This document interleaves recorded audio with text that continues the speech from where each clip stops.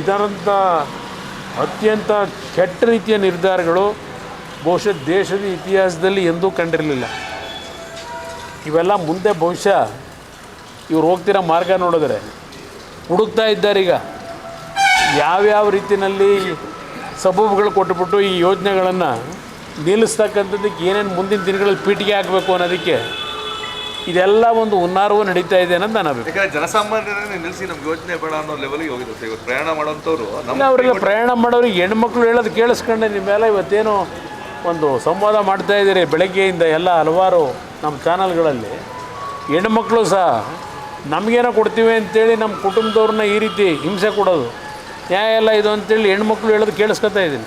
So ಪ್ರಬಲವಾಗಿ ವಿರೋಧ. ಆಮೇಲೆ ನನಗೆ ಇನ್ನೊಂದು ಅತ್ಯಂತ ಈ ರಾಜ್ಯದಲ್ಲಿ ಮಂತ್ರಿಗಳು ಯಾವ ಮಟ್ಟಕ್ಕಿದ್ದಾರೆ ಅಂದರೆ, ಯಾರೋ ಒಬ್ಬ ಮಂತ್ರಿ ಹೇಳ್ತಾನೆ ಮಾಂಸ ತಿನ್ನೋಕೆ 500 ರೂಪಾಯಿ ಇದ್ರೂ ಹೋಗಿ ಮಾಂಸ ತಿಂತೀರಿ, ಇದ್ಯಾವುದು ಬಸ್ ದರಕ್ಕೆಲ್ಲ ಯಾಕೆ ತಲೆ ಕೆಡಿಸ್ಕೋಬೇಕು ಅಂತ ಹೇಳ್ತಾರೆ. ಎಲ್ಲಾದರೂ ಉಂಟಾ ಮಾಂಸದ ಬೆಲೆ ಎಷ್ಟು ಏರಿಕೆ ಆದರೂ ಹೋಗ್ಬಿಟ್ಟು ಮಾಂಸ ಕೊಂಡ್ಕೊಂಡು ತಿಂತೀರಿ ಅಂತ ಹೇಳ್ತಾರೆ. ಇಷ್ಟು ಲಘುವಾಗಿ ಆ ಒಂದು ಮಾಂಸ ಒಂದು ತಿಂಗಳಲ್ಲಿ ಆ ಕೆಲವು ಶ್ರಮಿಕ ವರ್ಗದ ಜನ ಇದ್ದಾರಲ್ಲ, ಆ ಕುಟುಂಬದ ಮಕ್ಕಳ ಒಂದು ಆಸೆ ನೆರವೇರಿಸಲಿಕ್ಕೆ 1 kg ಮಟನ್ ತರಬೇಕಾದ್ರೆ ಅವ್ರ ಪರಿಸ್ಥಿತಿಗಳು ಏನಿದೆ ಅನ್ನೋದು ಇವ್ರಿಗೇನಾದ್ರು ಅರ್ಥ ಆಗಿದ್ದರೆ ಈ ರೀತಿ ಲಘುವಾಗಿ ಮಾತಾಡ್ತಿರಲಿಲ್ಲ. ಇವ್ರಿಗೆ ಪಾಪಕ್ಕೆ ಅದೆಲ್ಲ ಲೆಕ್ಕ ಬರೋಲ್ಲ.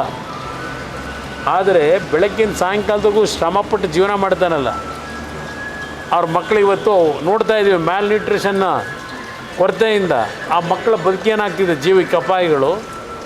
ಮಕ್ಕಳು ಜನ್ಮ ಕೊಡ್ತಕ್ಕಂಥ ತಾಯಂದ್ರ ಪರಿಸ್ಥಿತಿಗಳು ಏನಾಗಿದೆ, ಆ ಕುಟುಂಬಗಳಲ್ಲಿ ಆ ಮ್ಯಾಲ್ ನ್ಯೂಟ್ರಿಷನ್ನ ಒಂದು ಆಹಾರ ತಿನ್ನಲಿಕ್ಕೆ ಸರಿಪಡಿಸ್ಕೊಳ್ಳಿಕ್ಕೆ ಎಷ್ಟು ಶ್ರಮ ಹಾಕಬೇಕು ಅಂತಕ್ಕಂಥದ್ದು ಆ ವರ್ಗಕ್ಕೆ ಗೊತ್ತಿದೆ. ನಾವು ಪರ್ಸೆಂಟೇಜ್ ಬಗ್ಗೆ ಮಾತಾಡಿದ್ರಿ, ಎಷ್ಟು ಪರ್ಸೆಂಟ್ ನಡೀತಾ ಇದೆ ಸರ್ ತಮಗಿರೋ ಮಾಹಿತಿ ಪ್ರಕಾರ? ಸೊ ಈಗ ಪ್ರತಿಯೊಂದರಲ್ಲೂ ಫಿಕ್ಸ್ ಆಗೋಗಿದೆಯಲ್ಲ 60 ಅವರ ಪಕ್ಷದ ಗುತ್ತಿಗೆದಾರರೇ ತುಮಕೂರಿನ ಯಾವುದೋ ಒಂದು ಅಸೋಸಿಯೇಷನ್ನು ಅವ್ರ ಪಕ್ಷದ ಕಾರ್ಯಕರ್ತರೆ 60% ದಾಟಿದೆ.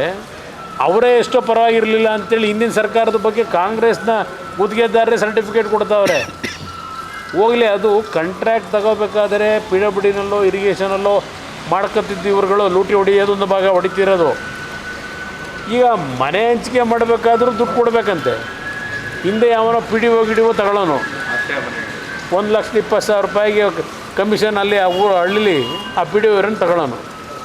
ಈಗ ವಿಧಾನಸೌಧದಲ್ಲೇ ಶುರು ಆಗೋಯ್ತು. ಈಗ ಮಂತ್ರಿಗಳಿಗೆ ಕೊಟ್ಟು ಮನೆ ರಿಲೀಸ್ ಮಾಡಿಸ್ಕೋಬೇಕು. ಇನ್ನು ಹಲವಾರು ಇಲಾಖೆಯಲ್ಲಿ ದುಡ್ಡು ತರಬೇಕಾದ್ರೆ ಮೊದಲು ಪರ್ಸೆಂಟೇಜು ಮಂತ್ರಿ ಕೊಟ್ಟು ಆಮೇಲೆ ದುಡ್ಡು ರಿಲೀಸ್ ಆಗಬೇಕು. ಪ್ರತಿ ಇಲಾಖೆಯಲ್ಲಿ ಫಿಕ್ಸ್ ಮಾಡ್ಕೊಂಡಿದ್ದೀರಿ. ಜಗಜ್ಜಾಹಿರ ಇದು ಎಲ್ಲಿದೆ? ಕುಮಾರಸ್ವಾಮಿ ಕಾಲದಲ್ಲಿ ಮಾಡ್ತಿರೋ ಅದಕ್ಕಿದೆ ಹೇಳ್ತಾರೆ, ಇದು ಹೇಳ್ತವೆ. ಯಾರ ಮಾನ ಮರ್ಯಾದೆ ಇದೆ ಅವರಿಗೆ?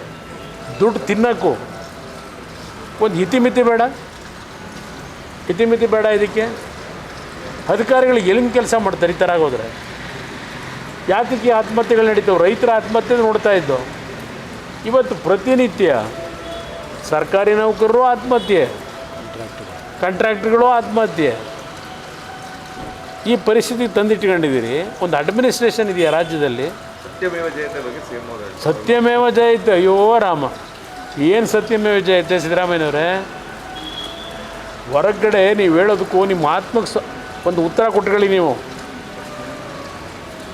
ಯಾವ ಸತ್ಯಮೇವ ಜಯತೆ ಅಂತ ಹೇಳ್ಕೊಂಡು ಅಡ್ವರ್ಟೈಸ್ಮೆಂಟಲ್ಲೂ ಏನು ಪಾಪ ಹಾಕ್ತೀರಿ. ನಿಜಕ್ಕೂ ಆ ಸತ್ಯಮೇವ ಜಯತೆ ಉಳಿಸಿದ್ದೀರ? ನಿಮ್ಮ ಪಟಾಲಂಗಳು ಬೆಂಗಳೂರು ಹಲವಾರು ಪ್ರಮುಖ ನಗರಗಳಲ್ಲಿ ಯಾವ್ಯಾವ ರೀತಿ ಲೂಟಿ ಮಾಡ್ಕೊಂಡು ಹೊರಟಿದ್ದಾರೆ. ಬೇಕಾ ವಿಷಯಗಳು? ಎಷ್ಟು ಬೇಕು? ಇದೆಲ್ಲ ನೋಡಿ ಬೇಸತ್ತು ಬಿಟ್ಟುಬಿಟ್ಟಿದ್ದೀವಿ.